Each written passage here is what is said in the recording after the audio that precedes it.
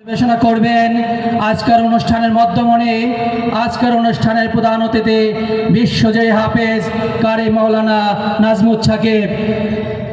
দিন ইসলাম, দিন ইসলাম, দিন ইসলাম, দিন ইসলাম, নারায়ে তাকবীর।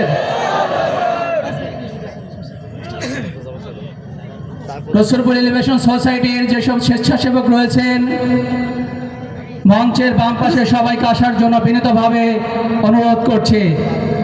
মঞ্চের বাম পাশে তাদের সবাইকে আসার জন্য বিনীতভাবে অনুরোধ করছি। হুজুর শুরু করেন।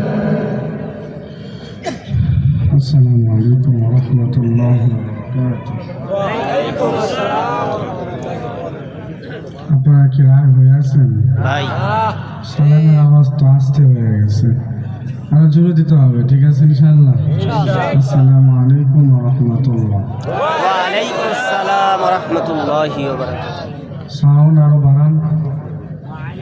আলহামদুলিল্লাহ, আল্লাহ রাব্বুল ইজ্জা ওয়াল জালালের দরবারে আমরা প্রত্যেকে অন্তঃস্থল থেকে শুকরিয়া আদায় করব যে মহান রব্বুল আলামিন আমাদেরকে আজকের এই আজিমুশান সাংস্কৃতিক অনুষ্ঠান এবং তাফসীরুল কোরআন মাহফিলে আসার বসার এবং দীর্ঘ সময় মনোযোগ দিয়ে ধৈর্যের সাথে শোনার তৌফিক দান করেছেন।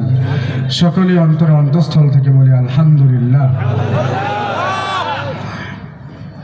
রাত 11টা বেজে গেছে। 11টার সময় বয়ান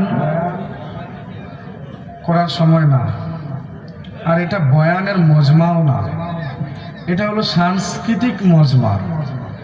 সাংস্কৃতিক মজমা একরকম, বয়ানের ময়দান আরেক রকম। যেহেতু সাংস্কৃতিক অনুষ্ঠান, আপনারা রসুলের শানে গজল শুনেছেন, দেশের শানে, এবং মাগরিবের পরে একজন উলামা কেরাম সম্ভবত তাফসীরও করেছেন। এই অনুষ্ঠান থেকে আমরা কি শিখলাম, কি নিলাম, কি পাইলাম, এই জিনিসটা নিয়ে এমন কিছু বিষয় নিয়ে ঘরে ফিরতে হবে। খালি হাতে আসছি, খালি হাতে ফিরলে হবে না। আসছি মাথায় গুনাহের বোঝা নিয়ে, এবং আল্লাহ পাকের কাছে ক্ষমা চেয়ে তওবা করে, খালেস তওবা করে এখান থেকে বাসায় ফিরে যাব। আল্লাহ পাক যেন আমাদের প্রত্যেকের সমস্ত গুনাহগুলোকে মাফ করে দেন। আমি যখন থেকে এখানে আসছি, কমিটির মধ্যে একটা ছেলেও দেখি নাই যার দাড়ি পাকা। প্রত্যেকটা ছেলেই যুবক, এবং প্রত্যেকটা ছেলেই নিজের সর্বোত্তম চেষ্টা দিয়ে এই মাহফিলটাকে সাকসেস করার জন্য চেষ্টা করছে।